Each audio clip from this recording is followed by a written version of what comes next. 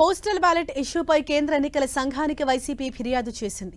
Postal ballot ఓట్లకు gazetted సంతకం, stamp లేకపోయినా అనుమతించాలని ఇటీవల ఆదేశాలు ఇవ్వడంపై అభ్యంతరం వ్యక్తం చేసింది. వైసీపీ రాజ్యసభ సభ్యుడు నిరంజన్ రెడ్డి సీఈసీకి ఫిర్యాదు చేశారు. ఏపీ ఎన్నికల కమిషన్ ఇచ్చిన నిబంధనలను పరిశీలించాలని కోరారు. ఈసీ కొత్త ఆదేశాలను వెనక్కు తీసుకునేలా చర్యలు చేపట్టాలని విజ్ఞప్తి చేశారు.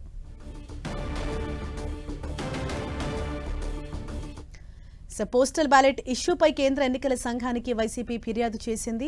మరింత సమాచారాన్ని మా ప్రతినిధి విజయచంద్రన్ మనకు అందిస్తారు. విజయచంద్రన్, ప్రధానంగా ఇక్కడ అంటే కొత్తగా తీసుకువచ్చిన నిబంధనలకు సంబంధించి వైసీపీ వ్యక్తం చేస్తున్న అభ్యంతరాలేంటి?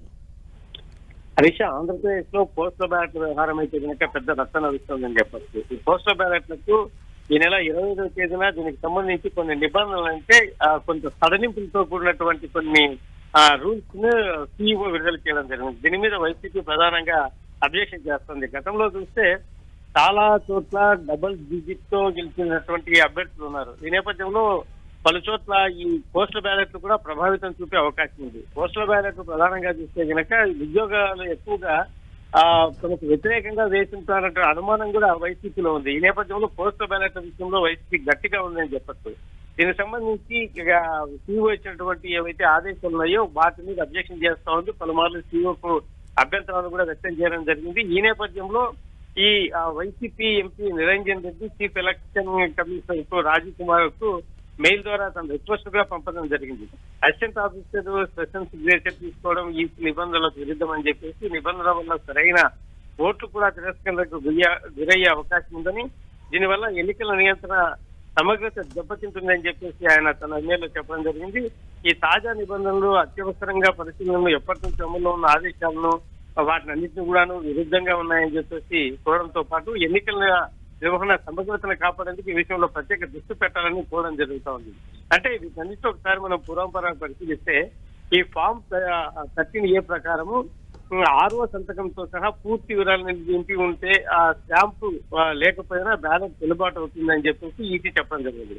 పోస్టల్ బ్యాలెట్ లో 6వ సంతకంతో సహా ఆ బ్యాలెట్ ధృవీకరించేందుకు రిజిస్టర్ తో సరిపోల్చుకుంటే సరిపోతుందని చెప్పినటువంటి నిబంధనను కూడా వైసీపీ అభ్యంతరం వ్యక్తం చేస్తుంది. ఎందుకంటే ఒక సంతకము చేసినప్పుడు మరొకసారి అదే వ్యక్తి సంతకం చేసినప్పుడు కూడా కొంచెం తేడా కనపడతా ఉంటుంది. మరి వయసు రీత్యా అయితేనేది రకరకాల పెన్ను, పేపరు, రకరకాల ఇవన్నీ చూస్తే కాబట్టి ఇవన్నీ కూడాను ఒక చర్చకు దారి తీస్తాయి.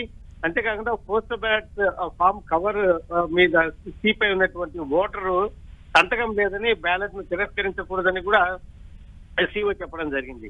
ఈ ఫామ్ 13A ఓటర్ సంతకం లేకపోయినా, గైడ్ల అధికారి సంతకం లేకపోయినా, బ్యాలెట్ సీరియల్ నెంబర్ లేకపోయినా బ్యాలెట్ తిరస్కరించకూడదు అని చెప్పేసి ఆయన స్పష్టం చేశారు.